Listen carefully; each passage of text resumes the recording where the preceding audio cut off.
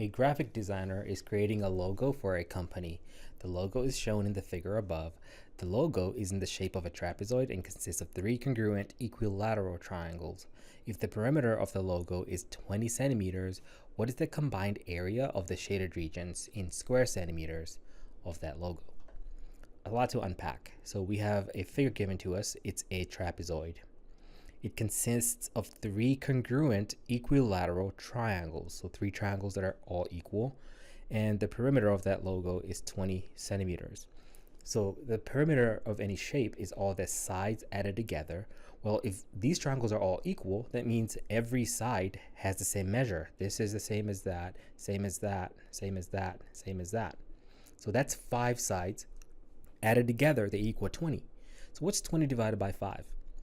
If you're with me, that means the side length, the length of each side really in this equilateral triangle is 4. So this is 4, that's 4. All of them are 4s. I wouldn't bother to write all of that down. So the question then is asking for the area of the shaded regions. Remember, every question has a concept behind it. So the shaded regions are triangles. We are focusing on how do you find the area of a triangle. And the formula for that is 1/2 times base times height. If you forget the formula, that's okay. The reference sheet given to you on the SAT does have this formula as one of the provided ones. So now let's hop in. To find the area of the triangles, we would say 1/2 times the base. You know, if we focus on one of the two shaded ones, we can just double it, right? So let's just find the area of one of them, and then we'll double that area. We have the base as 4, but for the height, we are stuck. Remember, when you're finding the area of a triangle, you have to use the perpendicular height. That's the height that goes up and down, the altitude, in other words, from the vertex to the opposite side. So let me show you something real quick. I'm going to draw one of those triangles with the altitude.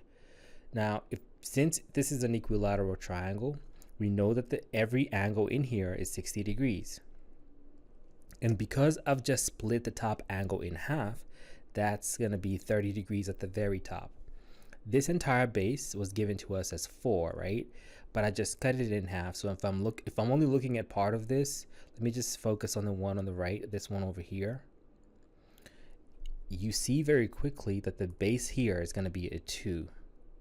What we are looking for is this height, so we can actually use that in this question over here.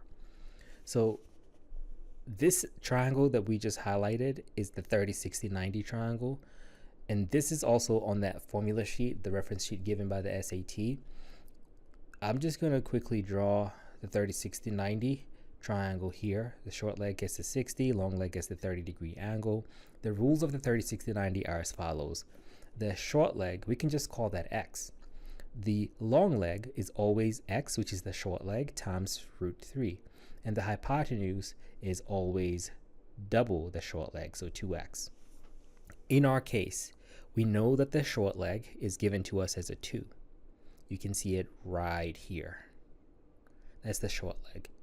We are looking for this leg here, the long leg, so that would be 2√3. And just like that, we now have the height that goes into this equation, and that's going to go in there as 2√3. Remember though, we said that there are two shaded triangles, so whatever this area is going to be, we're going to have to double it because we have two triangles. So let's work this parentheses out. Half of 4 is 2, so 2 times 2√3, then down times the 2 that's on the outside will give us the area of both. Then multiply the outside numbers, 2 times 2 times 2 is 8, and then times √3 is √3. So that makes C the answer to this question, and I hope that makes a whole lot of sense. Boom shakalaka.